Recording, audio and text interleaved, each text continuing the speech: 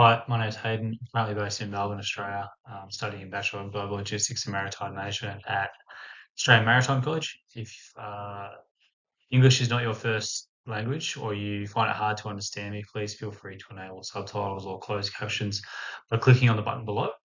For those that are visually impaired, I'm a pale-skinned male with light brown hair. My presentation today will last for approximately 10 minutes. In the spirit of reconciliation, we acknowledge the traditional custodians of country throughout Australia and their connections to land, sea, and community.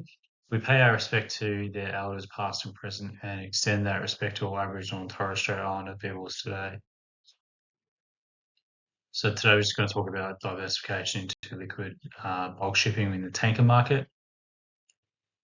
And my objectives are to facilitate a discussion justifying that diversification into liquid bulk shipping sector with two selected sectors. So the market reports explaining the two market sectors in the tanker trade that offer the best revenue earning opportunities based on their 2025 performance, their current performance, and the four key factors that are influencing that performance. Two sectors that I've selected are large crude tanker sector and the high-end clean sector. So things to take into account are your vessel size, the vessel class will affect freight rates, voyage duration, earning potential, typically based on voyage estimation and world scale pricing. For instance, there's profitability drivers such as freight income, bunker costs, port charges, and total voyage time.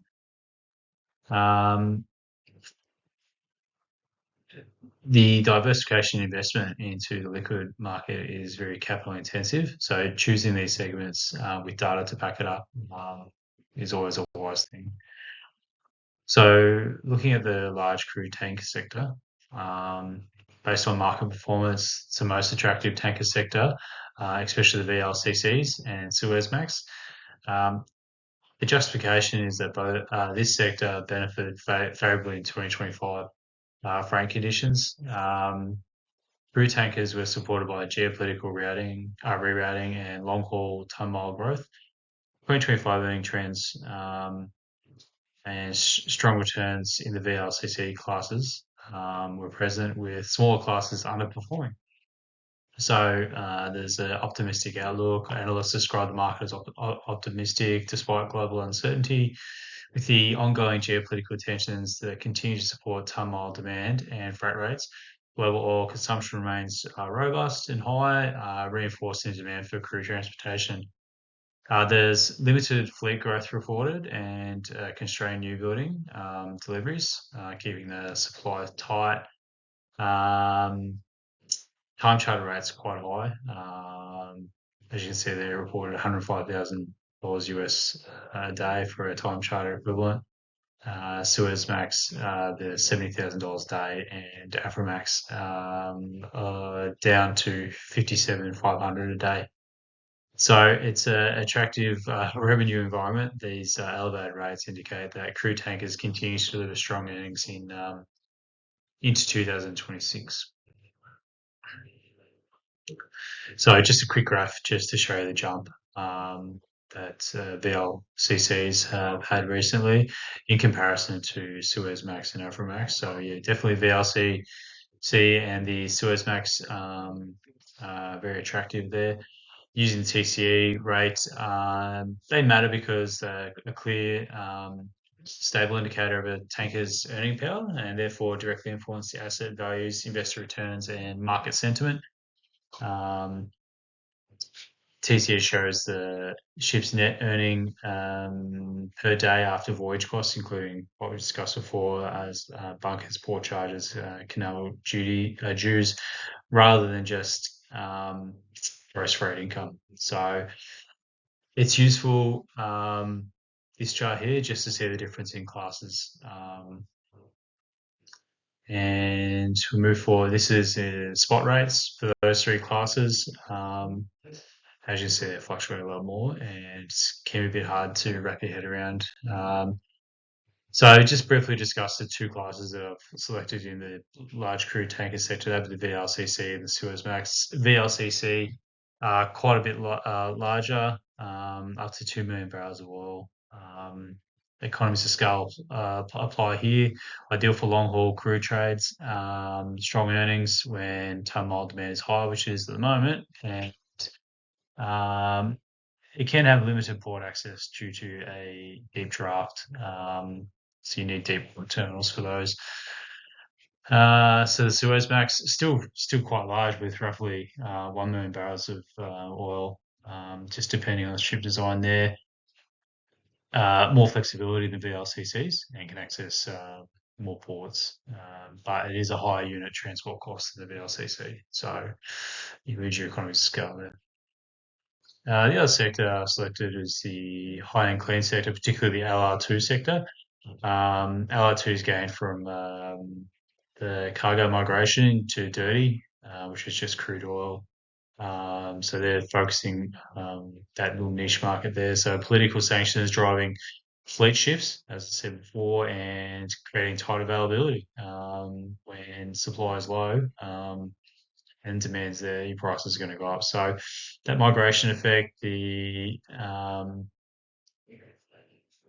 LR2s outperform smaller clean tankers such as MRs, medium ranges, with approximately $44,000 a day being reported for their TCE.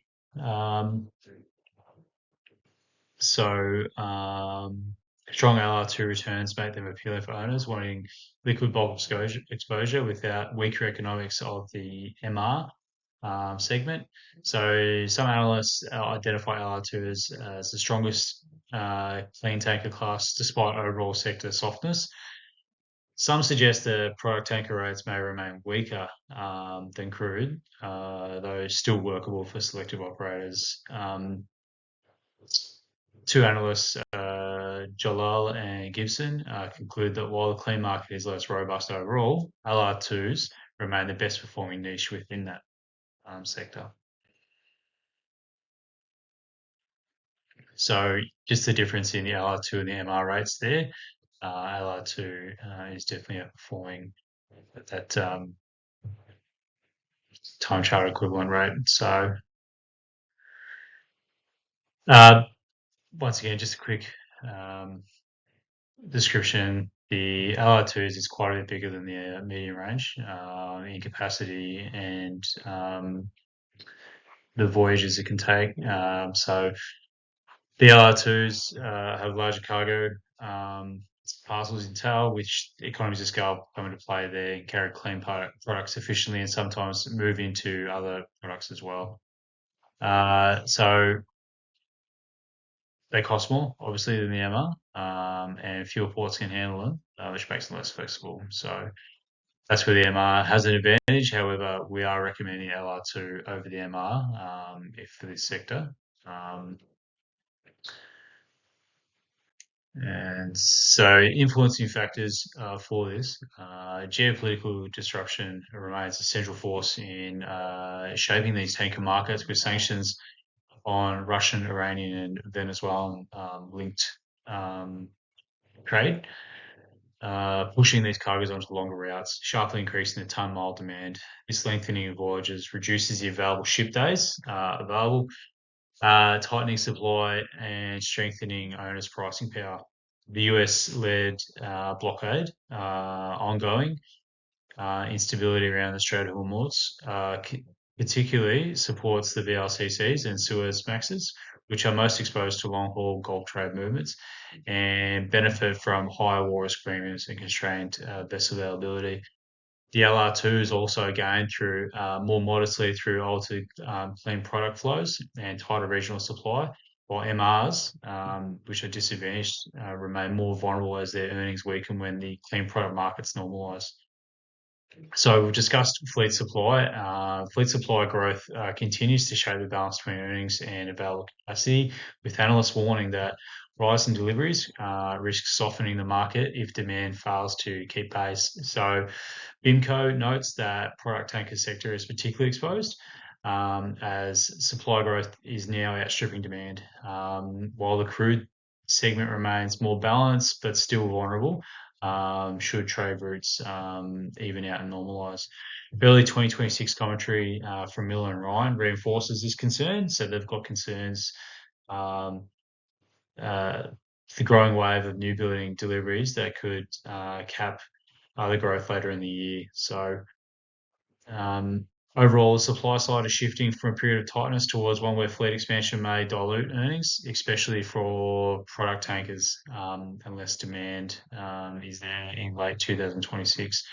So discuss the route disruptions around the Red Sea and the Suez Canal continue to shape the tanker economics, with 2025 diversions forcing ships onto longer voyages, which tightened effective capacity.